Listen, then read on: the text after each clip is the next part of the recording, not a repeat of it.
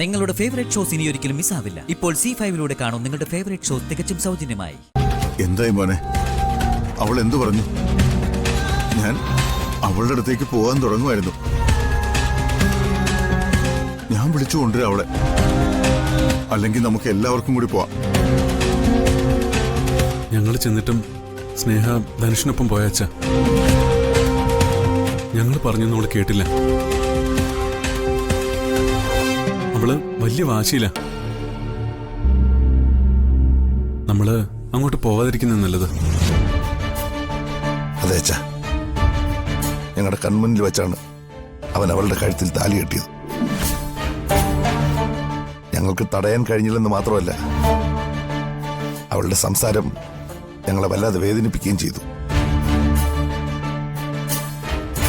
ഇനി അച്ഛനും കൂടി അവളുടെ അടുത്ത് പോയി നാണം കിടണ്ട. അപ്പോ ഞാൻ നേരിട്ട് പോയി വിളിച്ചാലും ഇനി അവൾ വരില്ലെന്നാണോ നിങ്ങൾ പറയുന്നത്? അച്ഛാ, ധനുഷും സ്നേഹയും ഇപ്പൊ ഭാര്യ ഭർത്താക്കന്മാരാ. നിയമപരമായി അവര് വിവാഹം ചെയ്തു കഴിഞ്ഞു. ഇനിയും അവരെ പിരിക്കാൻ നോക്കുന്നത് ഏത് രീതിയിലും തെറ്റാണ്. പോലീസ് പ്രൊട്ടക്ഷനും നിയമമൊക്കെ അവന്റെ കൂടെ നിൽക്കുവച്ച. നമ്മളാരെയും അവൾക്ക് ആവശ്യമില്ലാത്ത മട്ടില്ല അവൾ ഞങ്ങളോട് സംസാരിച്ചിട്ട് പോയത്.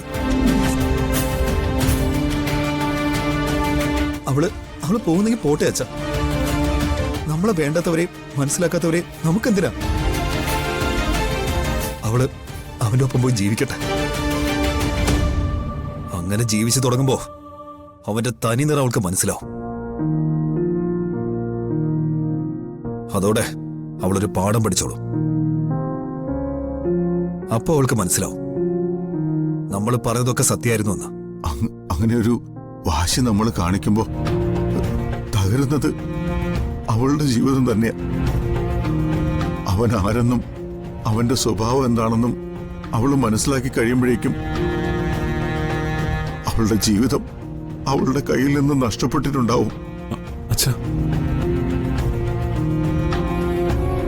പിന്നെ അവളെ പഴയ ജീവിതത്തിലേക്ക് കൊണ്ടുവരിക എന്നുള്ളത് ബുദ്ധിമുട്ടായിരിക്കും.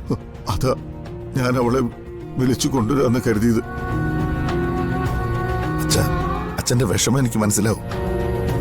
എത്ര സ്നേഹിച്ചാലും മനസ്സിലാക്കാത്ത ചിലരില്ലേ അച്ഛ നമ്മുടെ ചുറ്റിലും. അവളും അങ്ങനെ ഒരാളാണെന്ന് കരുതിയാ മതി. സന്ദീപ് പറഞ്ഞ പോലെ അവളുടെ ജീവിതത്തിൽ നമുക്കൊരു സ്ഥാനം അവള് തന്നിട്ടില്ലേ? അവളെ വളർത്തിയതും സ്നേഹിച്ചതും ഒക്കെ നമ്മുടെ കടമ മാത്രമായിരുന്നു. ആ കടമ പക്ഷെ നമ്മൾ നന്നായിട്ട് നിറവേറ്റി. ആ സംതൃപ്തിയിൽ ഇനി അങ്ങോട്ട് ജീവിക്കാനേ നമുക്ക് കഴിയും. അതോർത്ത് ആശ്വസിക്കാനേ കഴിയും. ഇന്നു മുതൽ അച്ഛന് 3 ആൺമക്കളേ ഉള്ളൂ. ഉണ്ടായിരുന്നൊരു മോള് മരിച്ചുപോയെന്ന് കരുതിയാ മതി.